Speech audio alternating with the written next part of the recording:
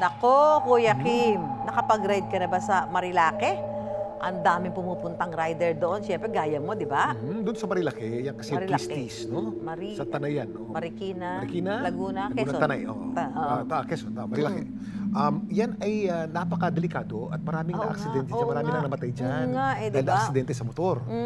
Uso rin dyan, Kuya Kim, yung mapitikan, yung makuhanan ng stolen shot ng mga photographer, di ba? Susan, ang daming masasayang kwento at nakakatakot na kwento sa lugar na yan. Nababalot din yan ng kababalaghan. Ang masayang ride, pwede raw mag-iba sa ihip ng hangin. Yan ang kwentong kakaba-kaba.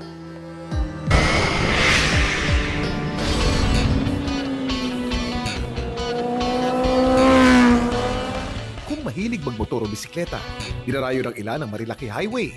Sa higit 100 kilometrong highway na ito, madadaanan ng Marikina, Rizal, Laguna at Quezon. Perfect daw sa mga naghahanap ng long ride at magandang view ngayong tag-init. Ang ilang humaharurot na rider may instant picture pa na pwedeng i-flex online.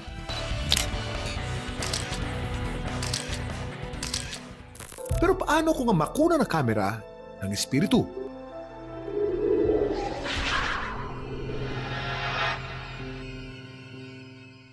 Gear up, motor check, at camera ready palagi ang rider na si Sky. Tila kabisado na rin niya ang mga kurbada ng Marilake Highway sa dalas ng pagmumotor niya rito. Every week po, umakit po talaga kami dito sa Marilake para mag-drive. Usually, nag-take talaga ako ng mga video-video habang nagda-drive, kung saan kami pupunta. Kaya pati night ride, sinubukan na rin niya. Pero nang mapadaan sa Devil's Corner, tila nag-iba daw ang ihip ng hangin.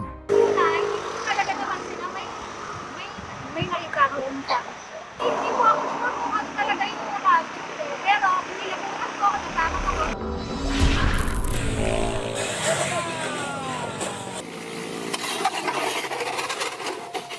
Pamilyar daw ang karamihan ng mga dumaraan dito sa Devil's Corner. Kaya siya tinawag na Devil's Corner kasi sa sobrang lalim nung kurbada niya. Dahil na din sa mga aksidente na nangyayari. Hindi rin naman talaga may iwasan na magkaroon ng mga haka-haka na merong mga elemento. Kasi sa sobrang daming namamatay din talaga dito.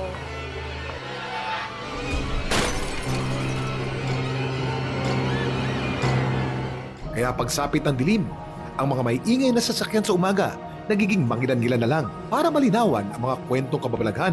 Sinamang paranormal researcher na si Ed Kaluwag sa isang night ride sa Marilake.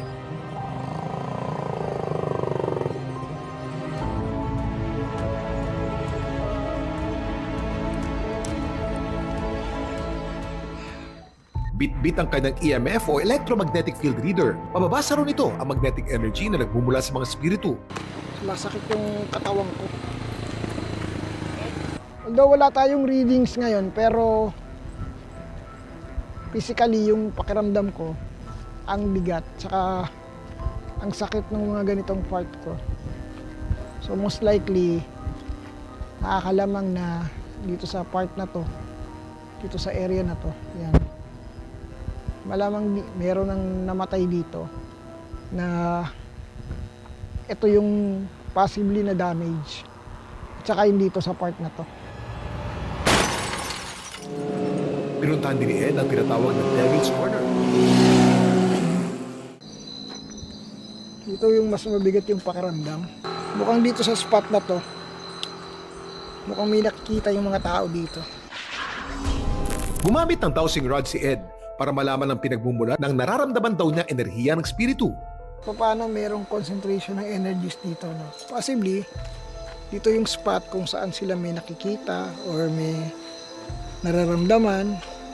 So maaring during the curve, maaring dito yung spot na parang merong nakatayo.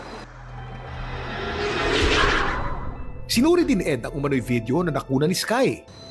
Walang responsive entities dun sa paligid eh. So merely apparition lang. Kasi kung entities, dapat merong physical manifestation. Umani rin ang iba't ibang komento ang video ni Sky nang i-post niya ito online. May kinilabutan, pero may ilan namang naghinala na posibleng may nananadya daw na mananakot dun. Wala po tayong recorded po na ganong kwento po within Marilake. Tanong po nila, wala po pa rin po tayong as of now na official record doon po sa mga sinasabing nananakot po along Marilaki Highway po. Maging ang barangay na nakakasakop sa nasabing daan, wala ding tala ng anumang pananakot sa lugar. Wala pong report sa amin na may nagpapanggap kung ano man yung multo na yan na sinasabi. Sa barangay namin, wala pong report na may mga ganyan na ginagawang modus. Dito, ang nakikreate dito is takot. No? So yung takot na yon, enough na yon para makabuo ka ng isang image sa isip mo. Every time na kung ikaw ay dadaan, imposible na hindi mo siya maiisip. So by then, magpo-project sa mind mo yon.